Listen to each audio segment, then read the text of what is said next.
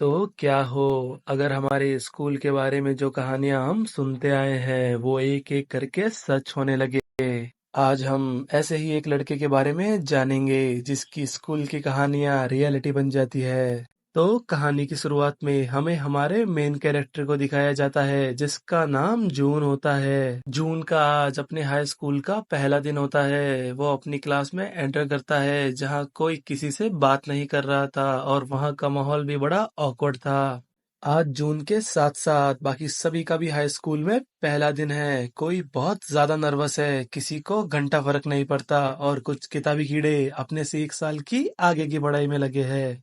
इन सब के बीच हमारा जून ऐसा है जिसको जिन्हों की कृपा से स्टेटस विंडो मिल जाती है। उस पर लिखा होता है, बधाई हो, आपका एडमिशन नेक्सियोंग हाई स्कूल में हो चुका है। यह स्कूल रहस्यों से भरा हुआ है।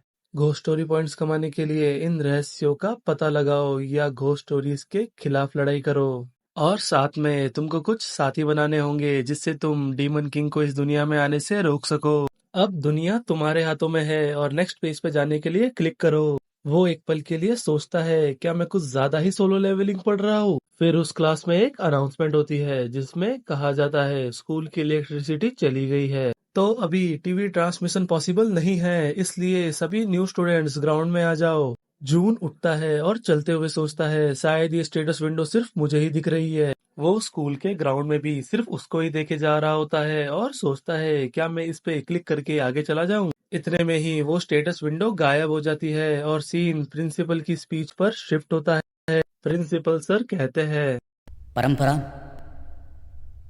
प्रतिष्ठा, अनुशासन, ये इस गुरुकुल के 3 स्तंभ हैं। ये वो आदर्श हैं जिससे हम आपका आने वाला कल बनाते हैं। इतना कहते ही प्रिंसिपल का खुद का प्रेजेंट खतरे में आ जाता है और उनका सर।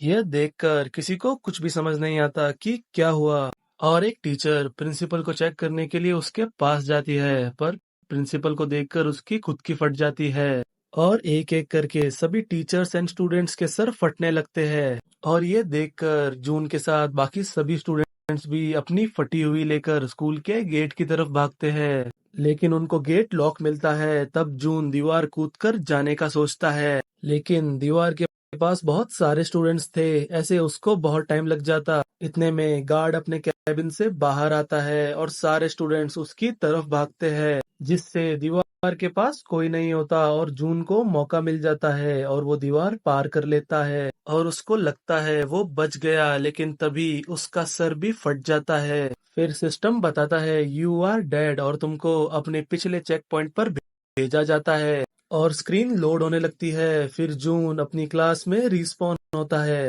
जहां वो अपने सर को पकड़ के जोर जोर से चिल्लाने लगता है, जिससे सब उस पे हंसते हैं और उसको पागल समझते हैं। जून अपनी क्लास को देखता है और सोचता है क्या मैं कोई सपना देख रहा था। फिर वो याद करता है जो उसने महसूस किया था वो कोई सपना नहीं हो सकता, वो पहले मरा और फिर जिंदा हो गया और ये स्टेटस विंडो ये सब बिल्कुल एक गेम की तरह है। फिर वही सेम अनाउंसमेंट होती है जो पहले हुई थी। यह सुन के जून घबरा जाता है और स्टेटस विंडो पे क्लिक करता है। तभी गेम का ट्यूटोरियल स्टार्ट होता है जिसमें लिखा होता है, तुम एक शर्मीले स्टूडेंट हो, तुम ज्यादा चीजों में अच्छे भी नहीं हो, इसलिए तुम्हारी स्कूल लाइफ बहुत ज्यादा बोरिंग है और तुम्हारी शक्ल की वजह से कोई लड़की तुम्हें भाव भी नहीं देती। रिलेटेबल भाई, आज तुम्हारी हाई स्कूल लाइफ का पहला दिन है जहाँ ये दिन बाकी सबके लिए बहुत ज्यादा एक्साइटिंग है, वही तुम्हें ज्यादा उम्मीद नहीं और तुम्हें मजा भी नहीं आ रहा। लेकिन एंट्रेंस सेरेमनी के दौरान कुछ ऐसा होता है जिससे तुमको पता चलता है यह स्कूल बिल्कुल भी नॉर्मल नहीं है।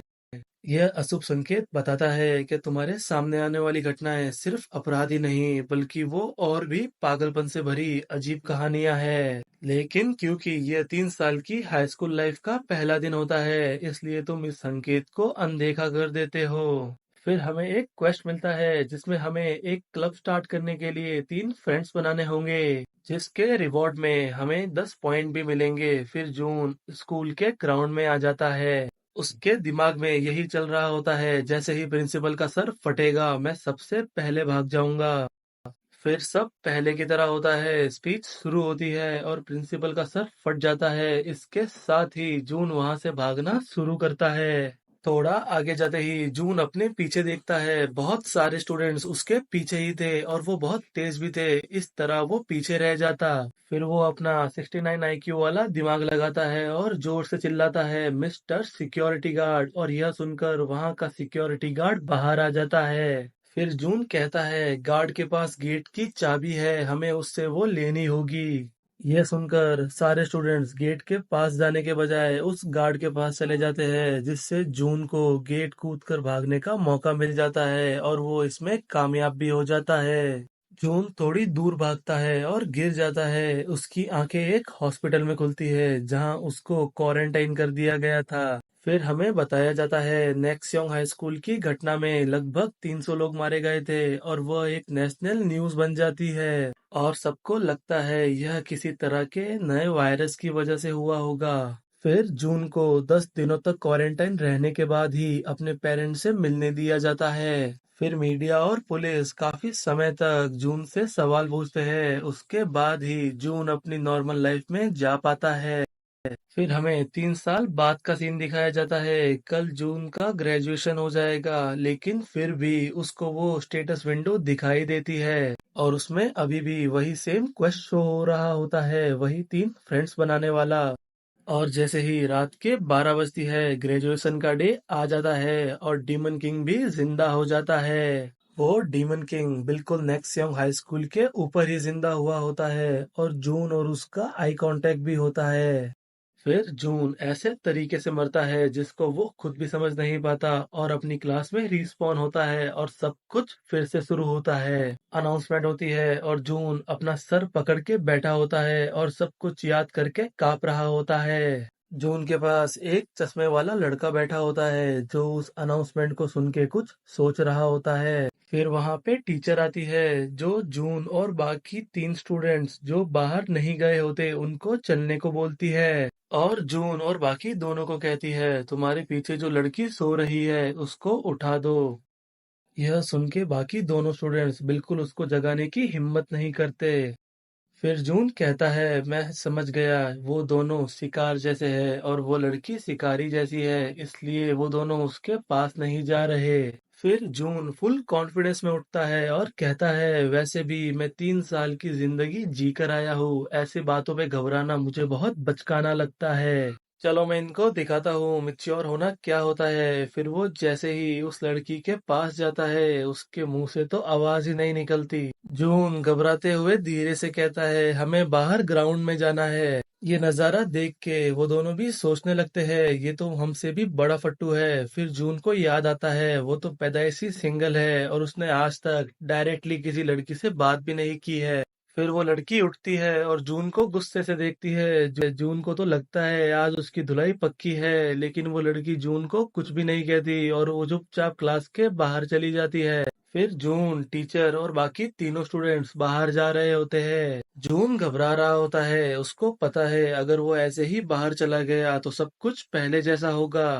फिर जून अपना 69 लेवल का आईक्यू इस्तेमाल करता है और टीचर से कहता है, मेरी बॉडी में कमजोरी है, इसलिए मैं ग्राउंड में ज्यादा देर खड़ा नहीं रह पाऊंगा। नो डाउट सिंगल लौंडे हमेशा कमजोरी होते हैं। टीचर कहती है, तुमको देख के लगता तो नहीं कि तुमको कमजोरी होगी। जून समझ जाता है टीचर को उस पर भरोसा नहीं हो रहा। फिर जून कहता है, अगर मैं ग्राउंड में बेहोश हो गया तो मेरे पेरेंट्स को बहुत गुस्सा आएगा और वो यहाँ आके आपके लिए बहुत प्रॉब्लम क्रिएट करेंगे। पेरेंट्स का सुन के टीचर उसको इन्फर्मरी ले जाने लगती है और बाकी तीनों से कहती है, तुम ग्राउंड में जाओ। टीचर के इन्फर्मरी से जाते ही जून भी अपनी क्लास में वापस आ जाता है, इस उम्मीद से कि उसको वहाँ कोई क्लू मिल जाएगा। लेकिन उसको वहाँ पे वही तीनों बैठे मिलते हैं। वो तीनों कभी ग्राउंड में गए ही नहीं थे। जून उनसे पूछता है, तुम लोग वापस क्यों आए? तब ये लड़की जवाब देती है, जैसे ही टीचर गई वो लड़की क्लास में वापस आ गई और हम भी उसके पीछे पीछे आ गए।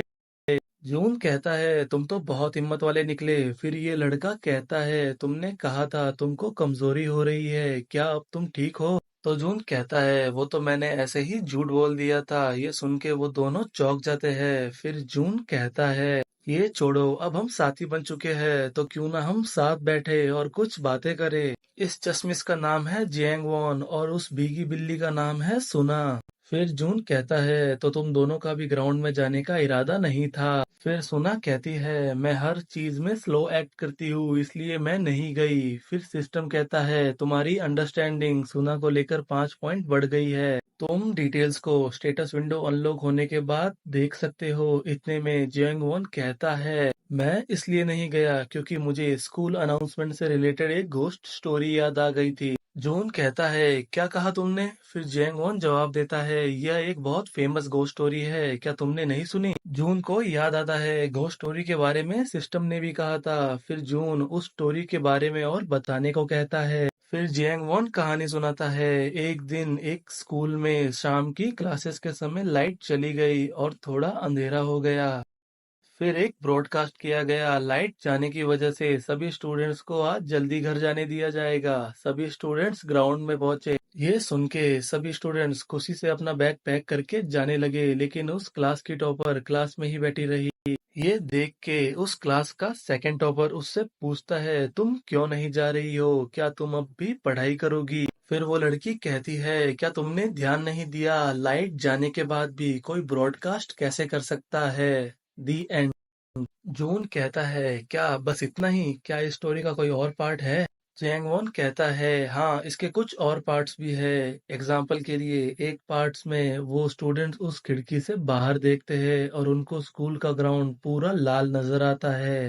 जून पूछता है उन दोनों स्टूडेंट्स का क्या हुआ, क्या वो बच पाए? जैंग वॉन जवाब देता है हाँ शायद। तुम इतना क्यों सोच रहे हो, ये कोई रियल लाइफ स्टोरी थोड़ी है। जून कहता है हाँ और पूछता है तो तुम इसलिए ग्राउंड में नहीं गए? गैंगवॉन कहता है हाँ इस बात ने मुझे थोड़ा परेशान किया पर क्योंकि यहाँ लाइट नहीं है इसलिए टीचर्स ग्राउंड में माइक का इस्तेमाल नहीं कर पाएंगे और हमें फिर से क्लास में वापस भेज देंगे इसलिए मैं नहीं गया। जून सोचता है इसका मतलब तुम बस आलस की वजह से नहीं गए। फिर गैंगवॉन कहता है शायद सिस्टम किसी बैकअप पे चल रहा था इसलिए वो स्पीकर्स का यूज कर पाए और ऐसे ही कहते हुए अपनी नॉलेज बताता है। ये सुन के जून सोचता है शायद ये उन लोगों में से है जिनको अपनी नॉलेज का शो ऑफ करना अच्छा लगता है। फिर सिस्टम कहता है तुम्हारी अंडरस्टैंडिंग गैंगवॉन को लेकर 20 पॉइंट बढ़ गई है। तुम स्टेटस विंडो अनलॉक करने के बाद डिटेल्स देख सकते हो।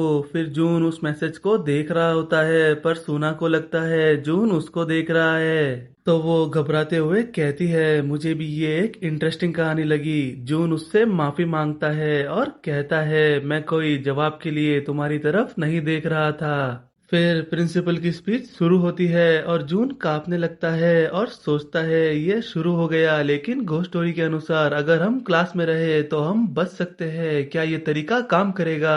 प्रिंसिपल अपनी स्पीच कंटिन्यू करता है मगर कुछ नहीं होता। जून कहता है मैं बच गया, मैं बच गया। गैंग वन और सुना उससे पूछते हैं क्या हुआ तो जून कहता है अगर मैं बताऊंगा तो भी तुमको यकीन नहीं होगा। फिर सिस्टम कहता है तुमने D rank ghost story school broadcast ghost story को सरवाइव कर लिया है और तुमको 5 पॉइंट दिए जाते हैं और एक क्वेस्ट भी आता है 3 फ्रेंड्स बनाओ एक क्लब शुरू करने के लिए, जो उसी वक्त क्लियर हो जाता है क्योंकि उसने अब 3 फ्रेंड्स बना लिए हैं और इसके रिवॉर्ड में उसको 10 पॉइंट भी मिलते हैं और हमारा पहला एपिसोड यहाँ खत्म होता है।